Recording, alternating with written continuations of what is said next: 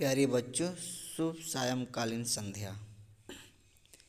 आज हम हिंदी साहित्य का अध्ययन करेंगे जो कक्षा 9 की पुस्तक क्षितिज भाग 1 है।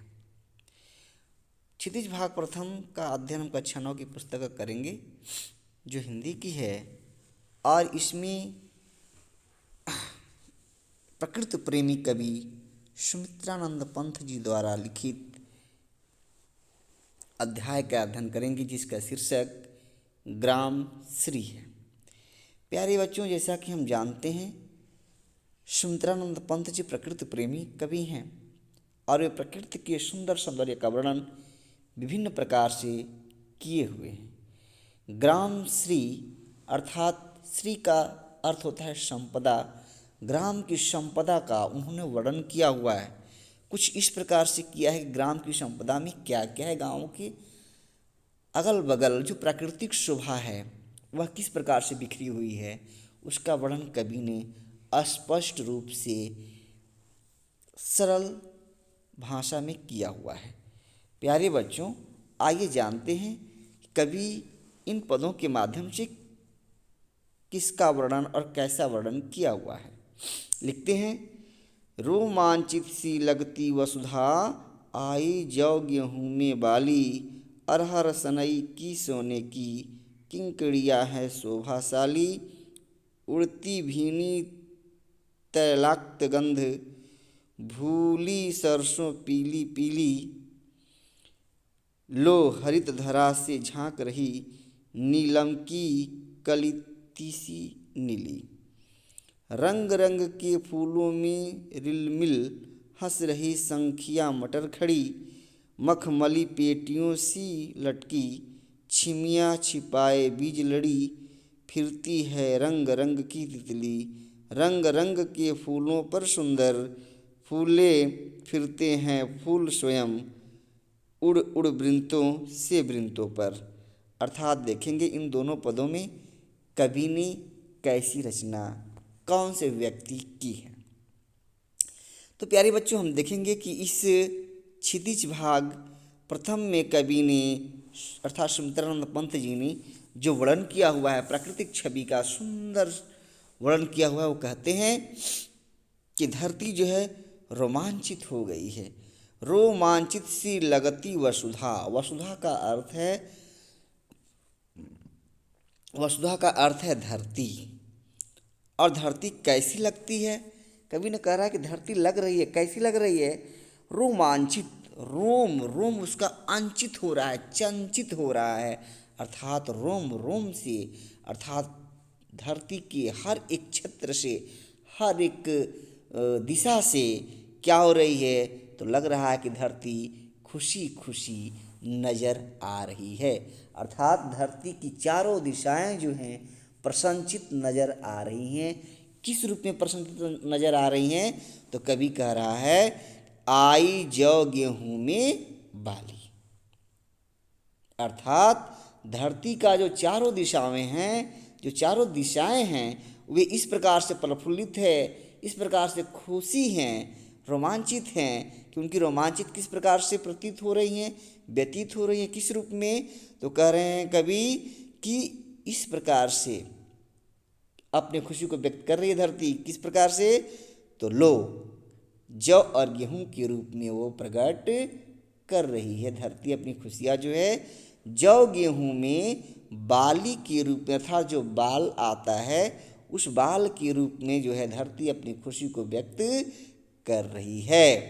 आया कह रहा कि अरहर सनई की सोने की, किंकड़िया है शोभाशाली। कह रहा है कवि और तो और हमने यह भी देखा, क्या देखा? अरहर जो दाल है, वही फसल की बात हो रही है। अरहर नामक फसल और सनई जिससे हम पटुआ और जिसके रेशे से हम पटुआ बनाते हैं, रस्सी बरने का काम करते हैं, उसके बारे में कवि कह रहा है कि अरहर और सनई। अरहर में पीली पीली जो है क्या लग गई हैं? फूल आ रहे हैं, और सनई में भी पीले पीले फूल आ रहे हैं। कवि कह रहा है कि इसके ये पीले पीले सुनहरे रंग किंकड़ियाँ हैं शोभाशाली। धरती की बहुत बड़ी शोभा का खजाना है। आगे कवि कह रहा है कि उड़ती भीनी तैलाक्तस गंध, कह रहा है कि अब जो धरती से थोड़ा सा ऊपर हम नज़र डालते हैं, अर्थात धरातल में जिसको हम वायुमंडल कहते हैं, उस वायुमंडल में अगर हम नज़र डालते हैं तो कवि कह रहा है कि इसमें भी हमको हवा का परिवर्तित रूप नज़र आता है। यह हवा तैलाक्त हो चुकी है, अर्थात तेल से तेलित हो गई है, अर्थात मिल गई है, और वह तेल की गंध से भर गई है। उड़ती भीनी तैलाक्त गंध, कह रहा है कि हवा जो है तेल में सनी हुई गंध को अपने में समेट करके चल रही है, बह रही है। और वह गंध, वह तेल किसकी है? तो कवि कह रहा है कि फूली सरसों पीली पीली, है ना। कह रहा है कि सरसों जो पीला पीला फूला हुआ है, उस सरसों के पौधे से तेल का गंध धारण करके वायु जो है अपने आप में मस्त होकर के बह रही है। आगे कवि कह रहा है, लो हरित धरा से झांक रही, नीलम की कली तीसी नीली। और तो और कवि कह रहा है कि लो एक और अजीब सी चीज़ देखो, और वह अजीब सी चीज़ क्या है? तो कह रहा है कि धरती हरित धरा से झांक रही है। हरित, हरित मतलब हरी भरी, धरा मतलब पृथ्वी, अर्थात यहाँ पर हमने देखा कि धरा मतलब पृथ्वी के लिए पर्यायवाची शब्दों का प्रयोग फर्स्ट लाइन में, प्रथम लाइन में वसुधा का प्रयोग किया गया है, तो अंतिम द्वितीय लाइन में धरा शब्द का प्रयोग किया गया है। तो हरित धरा, सब कुछ को धारण करने वाली यह पृथ्वी हरे भरे हो करके क्या कर रही है? इसके हरे भरे खजाने से कोई और झांक रहा है। और उसका स्पष्ट रूप से वर्णन अंतिम पंक्ति में कवि कह रहा है, कौन झांक रहा है भाई? करके नीलम की कली, नीलम की कली अर्थात नीलम पन्ना, ये सब क्या हैं? तो ये सब विशेष एक प्रकार की धातुएं हैं, ठीक है ना। तो कह रहा है कि नीलम की कली की जैसे तीसी जो है नीली अपने आप को झांक रही है। कह रहा है कि तीसी जो नीले नीले फूलों से परिपूर्ण होकर के अपने आप को ऐसा लग रहा है कि हरी हरी डालियों में छुपाती हुई झांक रही है। अर्थात प्रकृति के सौंदर्य का कवि ने बहुत सुंदर वर्णन इन पंक्तियों में किया हुआ है। कहीं कहीं कह रहा है कवि कि प्रकृति इतनी सुंदर है, पृथ्वी इतनी सुशोभित है, खुश है कि अपनी खुशी को वह गेहूँ और जौ के बाली के रूप में प्रकट कर रही है। तो कहीं पर पृथ्वी और प्रकृति अपनी सुंदरता को, अपनी खुशहाली को सनई और अरहर के पीले पीले फूलों के रूप में प्रकट कर रहे हैं। तो फिर कहीं तेल से गंधित हवा अपने आप में सरसों के फूलों से सुगंधित होकर के बह रही है। तो वहीं हरी भरी धरती जो है कि ऊपर हम देख रहे हैं कि नीली नीली हरी हरी डालियों से नीले नीले फूल युक्त तीसी भी झांक रही है। अर्थात इस प्रकार से कवि सुमित्रानंद पंत जी ने बसंत ऋतु के आगमन का और भरपूर प्रभाव का वर्णन कवि ने इन पंक्तियों में किया हुआ है। और देखते हैं कि इन्होंने फसल की अनुपम सौंदर्य का वर्णन किया हुआ है। ग्रामीण क्षेत्र में जो हम अक्सर फसलों को हमें जो देखने को मिलता है उसका अनुपम सौंदर्य का वर्णन किया हुआ है। और तो और कवि जो है वसुधा और तीसी का मानवीकरण किया हुआ है। मानव की तरह से झांकने का काम मानव का होता है और मुस्कुराने का काम मानव का होता है। तो पृथ्वी मुस्कुरा रही है और तीसी झांक रही है, तो इन दोनों में मानव के गुणों को आरोपित किया हुआ है कवि ने। अतः यहाँ इन दोनों पर मानवीकरण अलंकार का प्रयोग किया हुआ है। और पीली पीली शब्द में जो है पुनरुक्ति प्रकाश अलंकार है। इस प्रकार से हम देखते हैं कि कहीं कहीं अनुप्रास अलंकार का भी प्रयोग हमें देखने को मिलता है। आगे हम आइए देखते हैं कि अगली पंक्ति में कवि क्या संदेश, क्या कथन कह रहा है। कवि कह रहा है कि रंग रंग के फूलों में रिलमिल हंस रही सखियां मटर खड़ी। आपने देखा होगा प्यारे बच्चों कि जो मटर है विभिन्न प्रकार की रंगों से रंगित होकर के खिलती है, फूल फुलाता है उसके अंदर। तो कवि कह रहा है कि उसी प्रकार से विभिन्न प्रकार से हमारे धरातल पर विभिन्न रंगों में जो है फूल खिले हुए हैं। उन फूलों में हंसती हुई जो मटर खड़ी है, जो मटर है जिसको हम आम भाषा में किराई कहते हैं, तो वह मटर जो है मुस्कुरा रही है, हंस रही है, अपने फूलों से वह भी लदी भरी है और मुस्कुरा रही है, हंस रही है। और कह रहा है कि मखमली पेटियों सी लटकी छिमिया छिपाए बीज लड़ी। लड़ी का मतलब होता है समूह, है ना। तो कवि कह रहा है कि मखमली अतिशय मुलायम पेटियों की भांति, बक्सों की भांति वह लटकी हुई है।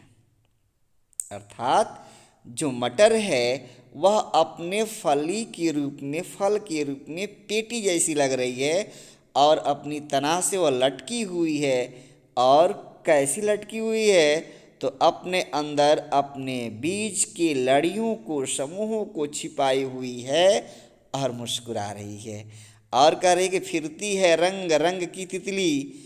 और तो और इस मटर के अगल बगल फूलों पर क्या हो रही है, तितली मंडरा रही है, घूम रही है, अगल बगल फिर रही है।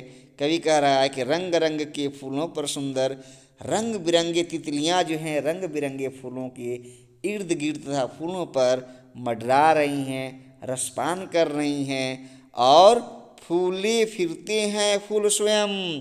कह रहा है कि फूल तो पूछो ही मत, उनकी खुशियाँ कितने, अपने आप में फूले नहीं समा रहे हैं।